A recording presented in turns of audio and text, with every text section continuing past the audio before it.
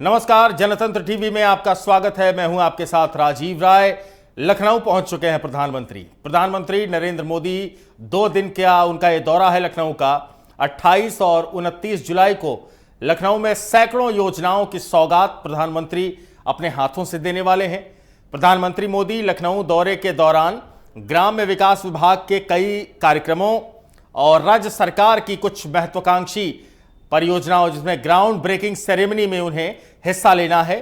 प्रधानमंत्री नरेंद्र मोदी की यूपी की सक्रियता काफी बढ़ गई है। पीएम मोदी खुद ही जनता को सौगात देने के लिए अब सामने जा रहे हैं। आपको बता दें कि पीएम मोदी लखनऊ में अमृत योजना की, स्मार्ट सिटी योजना की 26 और प्रधानमंत्री आवास योजना की 11 परियोजनाओं का शुभारंभ करेंगे। साथ ही प्रधानमंत्री आवास योजना के लाभार्थियों को चाबी देंगे और 5 जिलों के लाभार्थियों से वीडियो कॉन्फ्रेंसिंग के जरिए रूबरू होंगे, उनसे बातचीत करेंगे। संपर्क बढ़ाना ही तो मकसद है इस समय तमाम दलों का, क्योंकि लखनऊ राज्य की राजधानी है और यहां से जो योजनाएं निकलती हैं, चलती हैं, उनका पूरे प्रदेश में असर होता है और उत्तर प्रदेश में जो कुछ होता है उसका असर पूरे देश में होता है, क्योंकि उत्तर प्रदेश का महत्व बहुत ज्यादा है राजनीति में। दिल्ली पहुंचने का रास्ता कहते हैं यहीं से होकर जाता है, इसलिए एक्टिविटी बढ़ती चली जा रही है बीजेपी की उत्तर प्रदेश में। हाल के दिनों में राष्ट्रीय अध्यक्ष भी आए थे।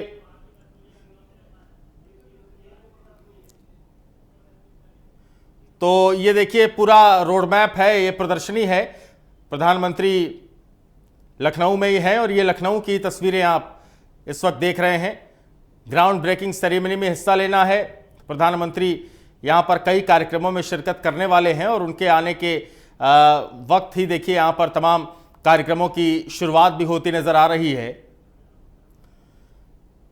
प्रधानमंत्री इन महिलाओं से मुखातिब भी होंगे, इनसे भी बातचीत होगी और मकसद यही है कि हर वर्ग को साधा जाए। प्रधानमंत्री का लखनऊ आना और लखनऊ में कई कार्यक्रमों में शिरकत करना, यहाँ के लोगों को कुछ सौगातें देना, कई परियोजनाएं हैं ऐसी, कई कार्यक्रम हैं जिसके जरिए प्रधानमंत्री मुखातिब होंगे लोगों के साथ। तो 1-2 नहीं, तकरीबन 99 परियोजनाएं हैं जिनका शिलान्यास प्रधानमंत्री करने वाले हैं अपने इस 2 दिन के लखनऊ दौरे में।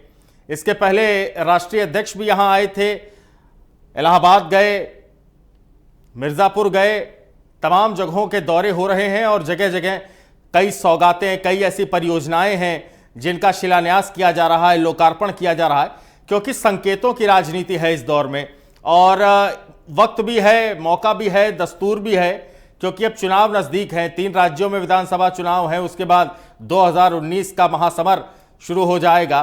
तो अब तैयारियां हर स्तर पर की जा रही हैं। ये बेसिकली जनसंपर्क बढ़ाने की दिशा में आप इस कदम को जोड़कर देखिए, क्योंकि प्रधानमंत्री कार्यक्रमों के जरिए अपने जो उनके विचार हैं, जो सरकार की सोच है देश की आवाम को लेकर, उनके विकास को लेकर, उसका ताना बाना बुना जा रहा है और तमाम जगहों पर इस समय, इस वक्त पे तमाम परियोजनाओं को समर्पित करना राज्य के लोगों को, प्रदेश के लोगों को, देश के लोगों को, निश्चित तौर पर इसमें जो है लालसा कहीं ना कहीं छिपी हुई है।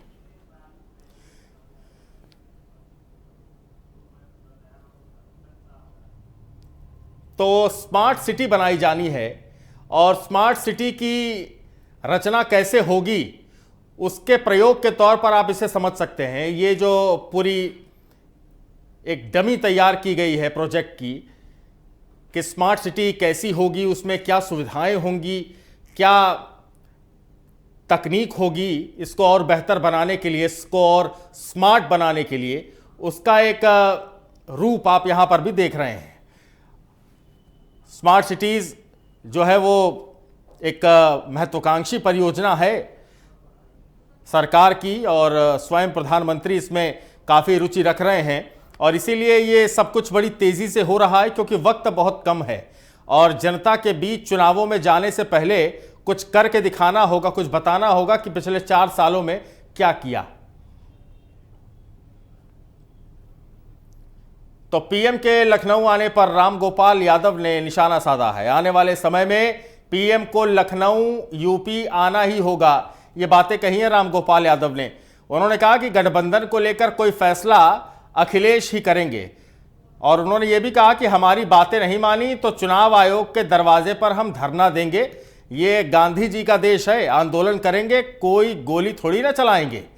तो अब इस तरह की बातें हो रही हैं परिवार के अंदर, संगठन के अंदर और गठबंधन के अंदर क्या सूरत होगी, उसकी व्यूह रचना अभी से की जाने की तैयारी है। प्रधानमंत्री के दौरे को लेकर भी रामगोपाल यादव ने बयान दिया है।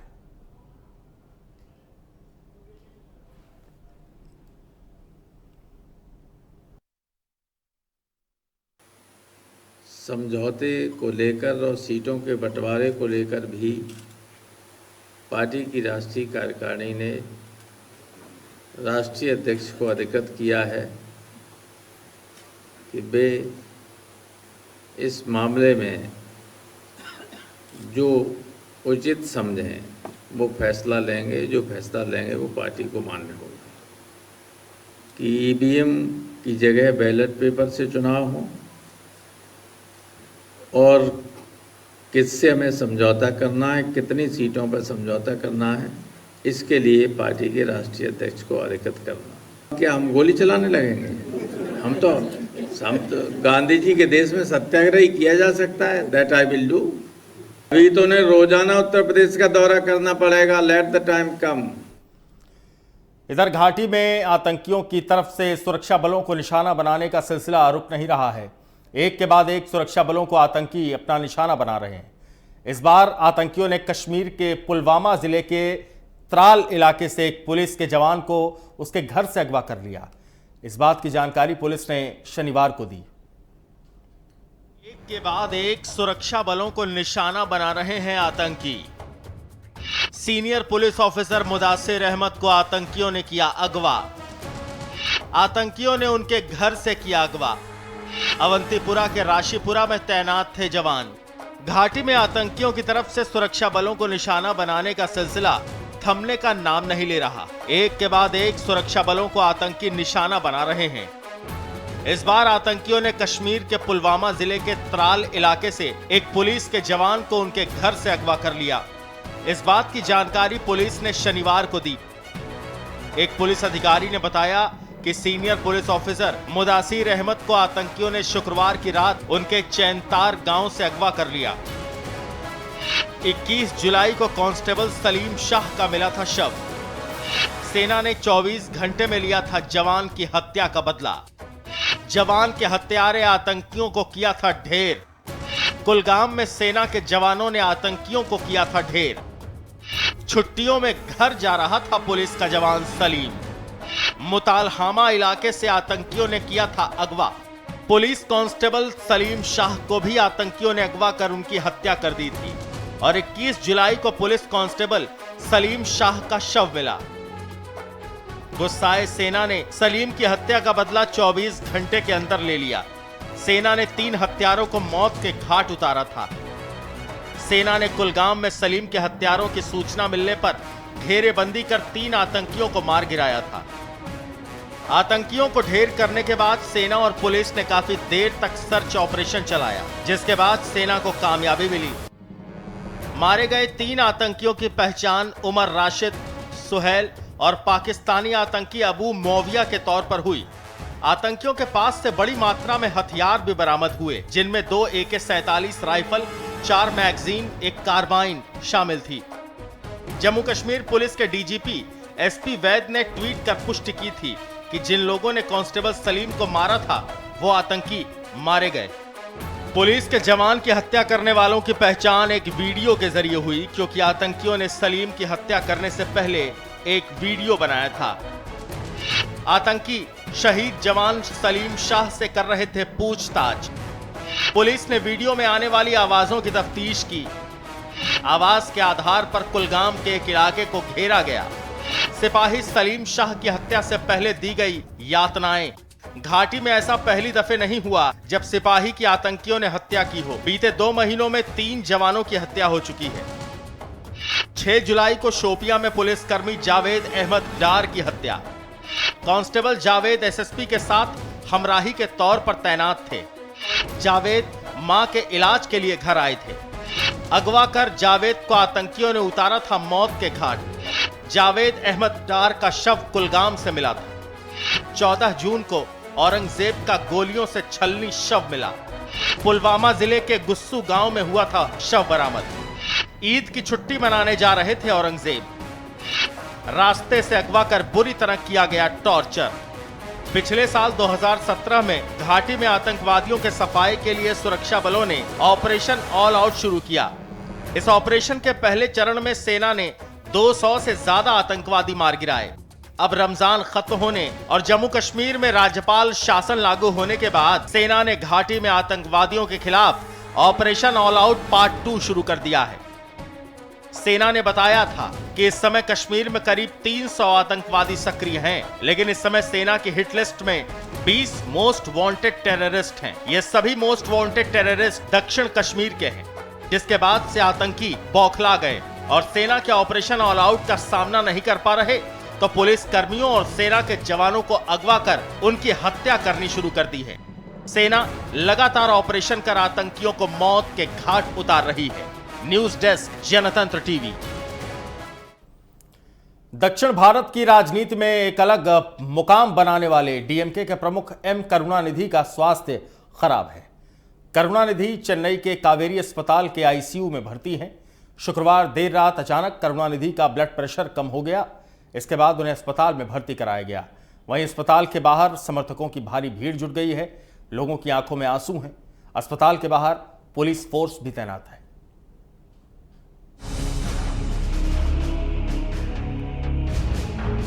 तमिलनाडु के पूर्व मुख्यमंत्री और डीएमके प्रमुख एम करुणानिधि की तबीयत बिगड़ गई है। शुक्रवार देर रात उन्हें कावेरी अस्पताल में भर्ती कराया गया है। अस्पताल में भर्ती करने के कुछ ही देर बाद उन्हें आईसीयू में शिफ्ट कर दिया गया है। बताया जा रहा है कि ब्लड प्रेशर की परेशानी के कारण उन्हें आईसीयू में भर्ती करना पड़ा, जहां डॉक्टर्स की एक टीम उनके इलाज में जुटी है। इधर करुणानिधि के अस्पताल पहुंचते ही बाहर समर्थकों की भीड़ उमड़ पड़ी। उनके आंखों में आंसू है और वो करुणानिधि के ठीक होने के लिए हाथ जोड़कर प्रार्थना कर रहे हैं। हालांकि हालात को देखते हुए प्रशासन ने अस्पताल के बाहर सुरक्षा बढ़ा दी है। करुणानिधि के बेटे एमके अलीगिरी, एमके स्टालिन और बेटी कनिमोझी भी अस्पताल में मौजूद हैं। डीएमके नेता ए राजा ने कहा कि करुणानिधि की तबीयत अभी स्थिर है, आप किसी भी तरह की अफवाह पर ध्यान न दें। तमिलनाडु के गवर्नर बनवारीलाल पुरोहित ने भी शनिवार सुबह कावेरी अस्पताल पहुंचे और करुणानिधि का हालचाल जाना। दरअसल बीते 3 जून को करुणानिधि ने अपना 94वां जन्मदिन मनाया।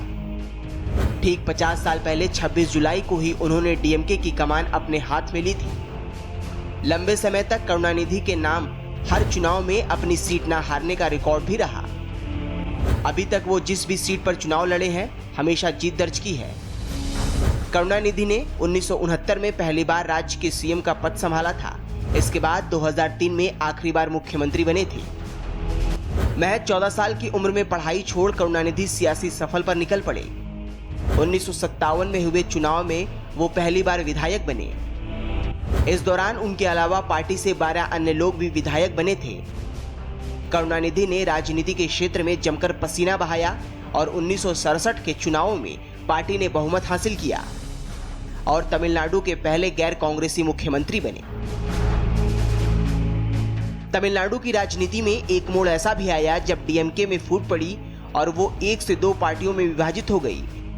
इस विभाजन के बाद 1972 में ऑल इंडिया अन्ना द्रविड़ मुनेत्रे कड़गम का जन्म हुआ।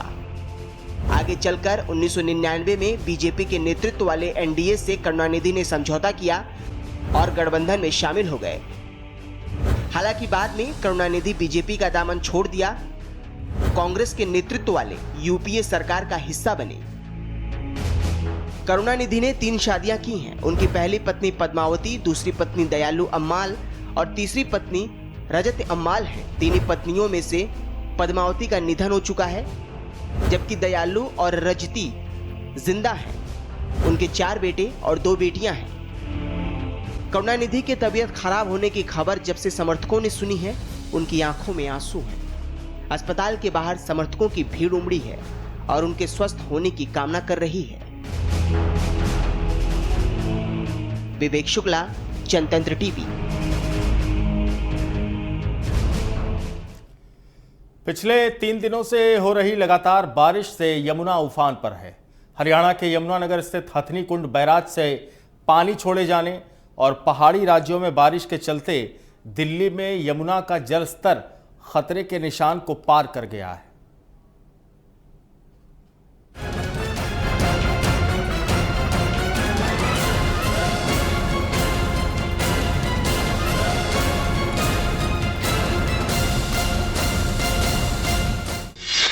दिल्ली में उफान पर यमुना। यमुना का जलस्तर बढ़ा। क्या दिल्ली में आएगी बाढ़? क्या यमुना बनेगी मुसीबत? दिल्ली में यमुना उफान पर है।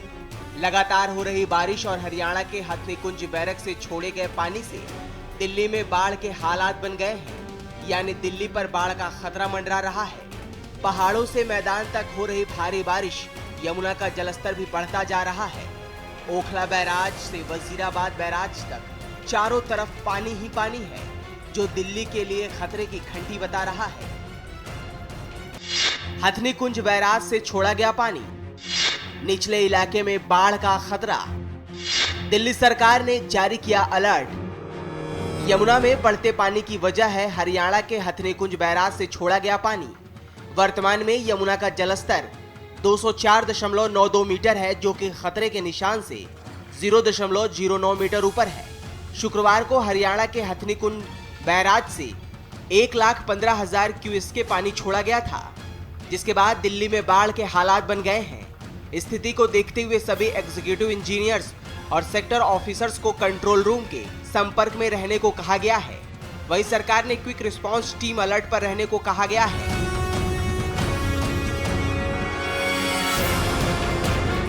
बाढ़ के हालात को देखते हुए यमुना के पास निचले इलाके में रहने वाले लोगों को वहां से सुरक्षित निकालने का काम शुरू कर दिया गया है।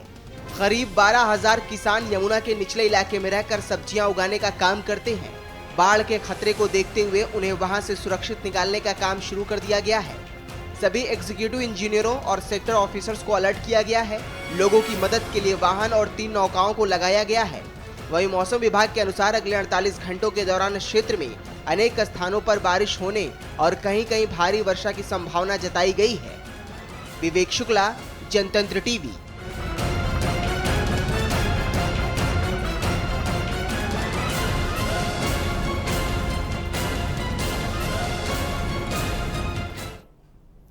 देवों के देव महादेव का महीना सावन आज से शुरू हो गया है। सावन के पहले दिन शिवालयों में हर हर महादेव की जयकारों से माहौल गुंजायमान हो उठा। सावन के महीने का हर दिन जीवन में विशेष महत्व रखता है। कैसे, देखिए इस रिपोर्ट में।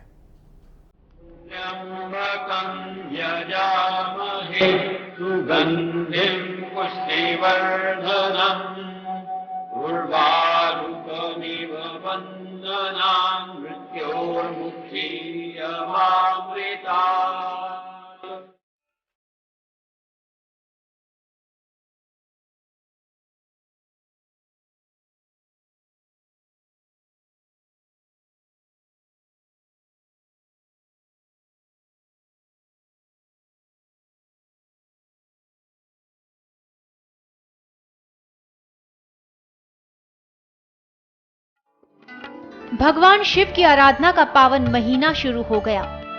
इस बार सावन पूरे 30 दिन का होगा।